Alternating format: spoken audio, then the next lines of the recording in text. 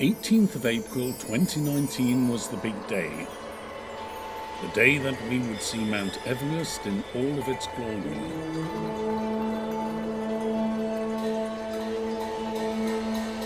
We were traveling to the roof of the world, but would we actually see the famous and iconic mountain? Chordon was warning us that the weather could be bad, and we may not see anything.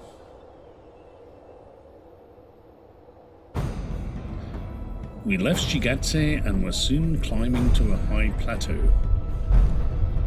Again, incredibly dry and not what I had expected. I grew up with images of Edmund Hillary and Tenzing Norgay in snowfields. It actually reminded me of the images of the Bolivian plateau from Reader's Digest and National Geographic magazines of my childhood. But we were definitely climbing and approaching the snow line.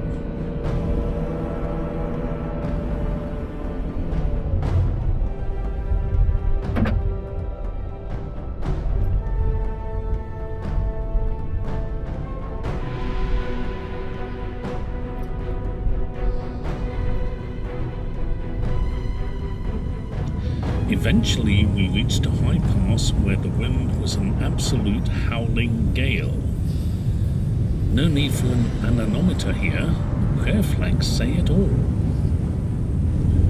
This was more like the Reader's Digest and National Geographic tour books.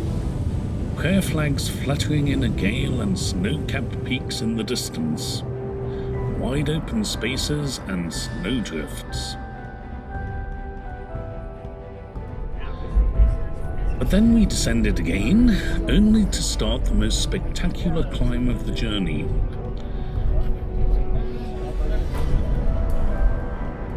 Again, we were in arid, desert-like terrain, but we were assured that when we got to the top of the pass, we would see the mighty Himalayan range and Mount Everest, the highest point on the planet. The road up to the Gyaula Pass was another engineering feat in itself, but we should not be disappointed if the clouds closed in and we could not see anything. At 5,180 meters, which is near as damn it 17,000 feet above sea level, the pass is dubbed the Entrance of Himalaya. From this, we were told to expect a panoramic view of the Himalayan range, and 4 peaks above 8,000 meters or 26,000 feet above sea level. On a clear day.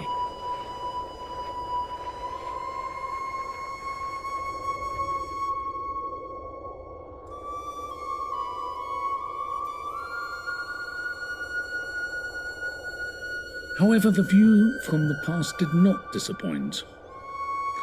But which one was Mount Everest, I wonder? Chordon pointed out the famous peaks and Everest, and I nodded knowingly, even though I didn't know which was which. So we had seen Everest, but I am not sure that any of us knew which peak was actually the mystical and holy mountain.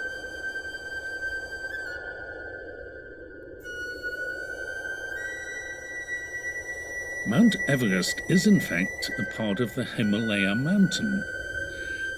The mountain got its name after the person, Sir George Everest, that first tried to locate the exact position of the peak. Until then, it was simply named Peak 15. I think I can sympathize with Sir George Everest's quandary.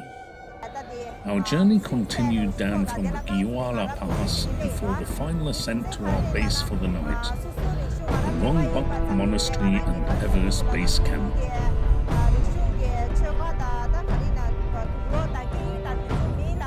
As we climbed towards Everest Base Camp, we rounded a corner and literally out of the blue there it was, Chomolungma. Chomolungma is the Tibetan name for the highest peak on Earth, and it is translated as Mother of the Universe or Goddess Mother of the Snows. Chomolungma, much more poetic and inspiring than Peak 15, Also, Chomolungma does not evoke images of double-glazing salesmen in 1970s crimple-in suits or high-street frozen food supermarkets. The excitement at seeing the mountain close-up was palpable, as our group of intrepid adventurers piled off the bus, leaving hats and down jackets behind. After such excitement, the team boarded the bus once more, and we needed to reach our destination before nightfall.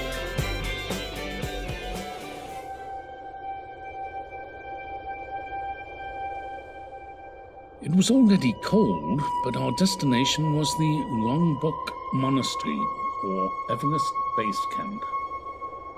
At 17,000 feet above sea level and a temperature of minus 17 degrees, the Rongbuk Monastery is the highest monastery in the world, and probably the coldest.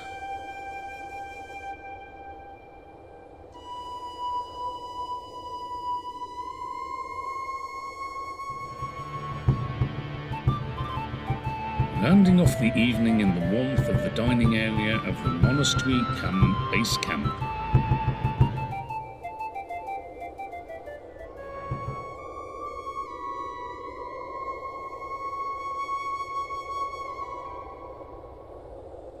I got up early the next morning for a cup of ginger tea and some early morning exploring. Bloody cold, but the reward was magnificent views and an almost unique experience. A clear sunset and a clear sunrise in the same 12-hour period. And so we had seen the goddess mother of the snows up close, and it was truly, truly inspiring.